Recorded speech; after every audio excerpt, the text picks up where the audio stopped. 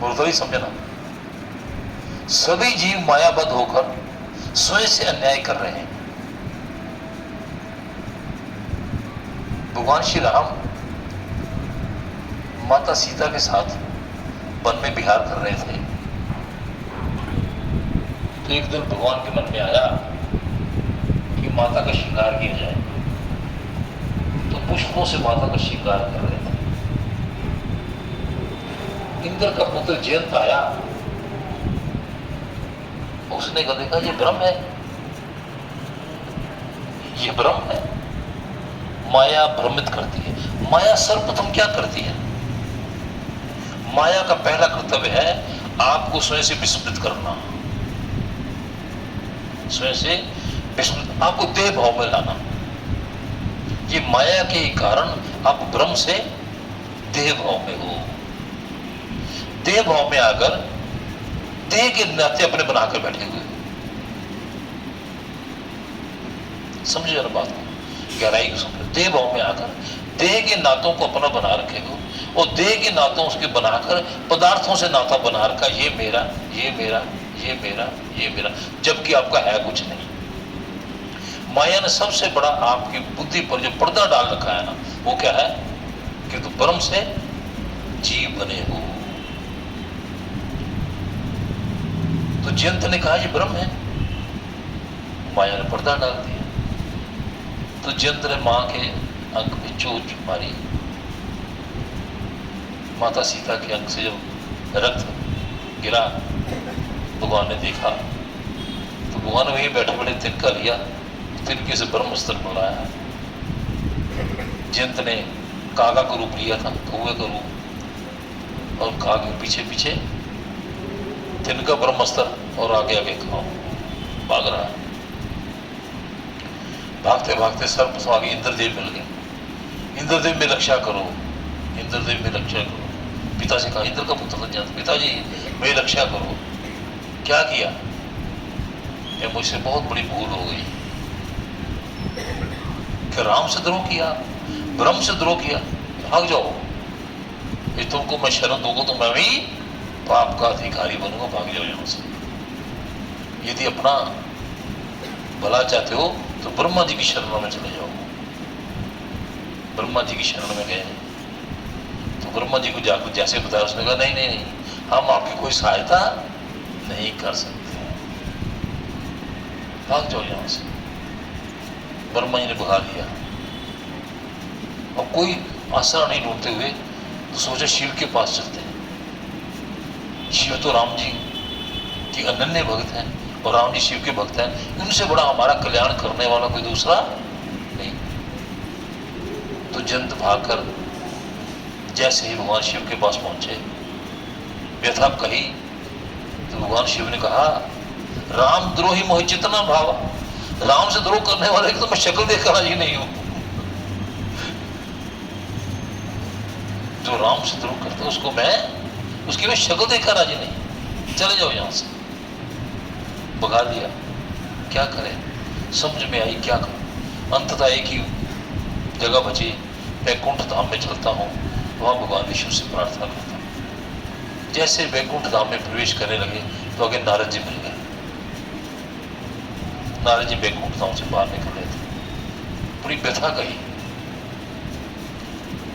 नारद जी मेरे को रास्ता बताइए, मेरे से बहुत बड़ी भूल हो गई, मैंने माता सीता का अपराध किया है, और राम जी का बाण मेरा पीछा कर रहा है, मुझे युक्ति का मार्ग बताइए, मैं मुक्ति का मार्ग युक्ति दीजिए। सारी व्यथा सुनी, बताया, मैं अपने पिता के पास भी गया था, आपके पिता ब्रह्मा जी के पास भी गया था, भगवान शिव के पास भी गया था, किसी ने मुझे आसरा नहीं दिया, आप कृपा कीजिए। तो जैसे पहले का, सबसे बड़ी कृपा करने वाले कौन है?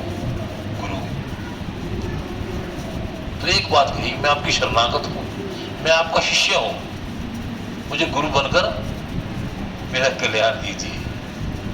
जैसे नारद जी से ये कहा जयंत ने कि मुझे मेरा गुरु बनकर मेरे संकट से निपटारा कीजिए, तो नारद जी ने कहा एक ही रास्ता है, भाग जाओ वापिस। और ये मंत्र गुनगुनाते चले जाओ, बस एक मंत्र दे दिया, चलो वापस चलो। एक ही कहा मंत्र, क्या मंत्र दिया? राम शरण रघुराई सब जग छोड़ शरण तेरी आई। बस राम शरण रघुराई सब जग छोड़ शरण तेरी। हे राम जी, मैं सबको छोड़कर आपकी शरण में आया हूं, बस एक ही आसरा है, राम जी की शरण में वापस चल जा, उससे बड़ा कोई तुम्हारा कल्याण करने वाला दूसरा नहीं है। जंत जैसे वापस आया, मंत्र गुनगुना रहा है, शरणागत शरणागत रघुराई सब जग छोड़ शरण तेरी आई।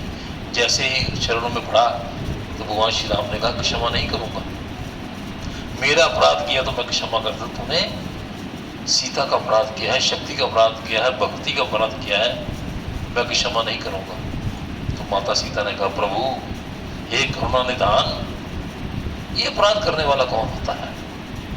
इसमें अपराध करने की शक्ति नहीं है, ये आपकी माया ने करवाया, ये आपकी माया ने करवाया है।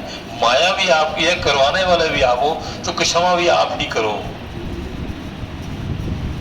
तो वह राम ने कहा सजा तुमको मिलेगी। जिस आंख से तूने प्रथम बार भगवती जगदम्बा को यह भाग से देखा, अर्थात वासना भाग से देखा, उसी आंख को मैं ले लेता हूं। तो त्रेता युग से लेकर कौवे की एक आंख है, एक आंख, ढीले दो हैं उसके और आंख एक है, जिधर चाहे घुमा लेता है और देख लेता है। अर्थात अपराध करने वाली कौन है? माया। अनंत काल से माया जीव के पीछे पड़ी हुई है। भगवान श्री कृष्ण कहते हैं अर्जुन से, हे अर्जुन मैं समदर्शी हूं और न्यायकारी हूं, कृपा की न होती जे आदत तुम्हारी, तो सुनी ही रहती अदालत तुम्हारी। यदि प्रभु की कृपा की हाथ ना होती तो उसकी अदालत भी सुनी रहती। तो भगवान श्री कृष्ण कहते हैं हे अर्जुन मेरी माया बड़ी दुस्तर है। पिछली बार हमने बताया था माया का सारा खेल बताया था कि माया कितना कैसे कैसे खेल खेलती है। इस माया बद्ध से जीव अनंत प्रकार के जितने भी पाप कर्म करता है ये माया के अधीन करता है और माया ही करवाती है। लेकिन माया पकड़ती किसको है? जो प्रभु की शरणागत नहीं उसको माया प्रथम पकड़ लेती है। वो माया छूटती कैसे है? तो भगवान श्री कृष्ण भागवत गीता में अनन्य चिंतयन्ता माम ये जना परिउपास्ते तेषां नित्य भुक्ताना योग क्षेम्याम्यहम्। जो उस हरि की शरणागत होता है माया तीन काम करती है। जैसे ही जीव पूर्ण समर्पण से हरि की चरण में जाता है तो माया अपना प्रभाव छोड़ती है। प्रथम क्या करती है? माया अपना प्रभाव छोड़ती है। जितने आप बैठे हो आप पर माया ने प्रभाव छोड़ा तब बैठे हो। यदि माया ने पकड़ा होता तो 10 मिनट कोई वेस्ट करने तैयार नहीं है। कहता दुकान पे 400 रुपये ज्यादा ग्राहक से लूंगा, बच्चा पता नहीं क्या कर दे मेरे पीछे से। लेकिन माया ने कहा नहीं चलो। जैसे ही माया का प्रभाव कम होता है, माया के प्रभाव कम होने से ही जीव हाथ में माला पकड़ता है, मंदिर जाता है, हरि के चरण में जाता है। माया के प्रभाव के अधीन जो जीव है वो ये कार्य नहीं कर सकते। क्या तुलसीदास मंदिर में आने के लिए, सत्संग का समय बताने के लिए आप ही 15 लोग हो? 500 लोगों को मैसेज भेजते हैं तो 485 को माया ने इतना जकड़ रखा है, माया छोड़ती नहीं है। अब 15 लोगों पर माया का थोड़ा प्रभाव कम है, तभी आप यहाँ पर बैठे हैं। तो प्रथम माया क्या करती है? जैसे ही हरि की शरण में जाता है जीव तो माया अपना प्रभाव कम करती है। और जैसे ही ठाकुर के चरणों में आप समर्पण करते हो तो माया का परिवार शांत हो जाता है। काम, क्रोध, मोह, लोभ, ईर्ष्या, द्वेष, राग ये माया का परिवार है। ये आपको थोड़ा शांत करता है। जाता है, माया का परिवार शांत होकर बैठ जाता है।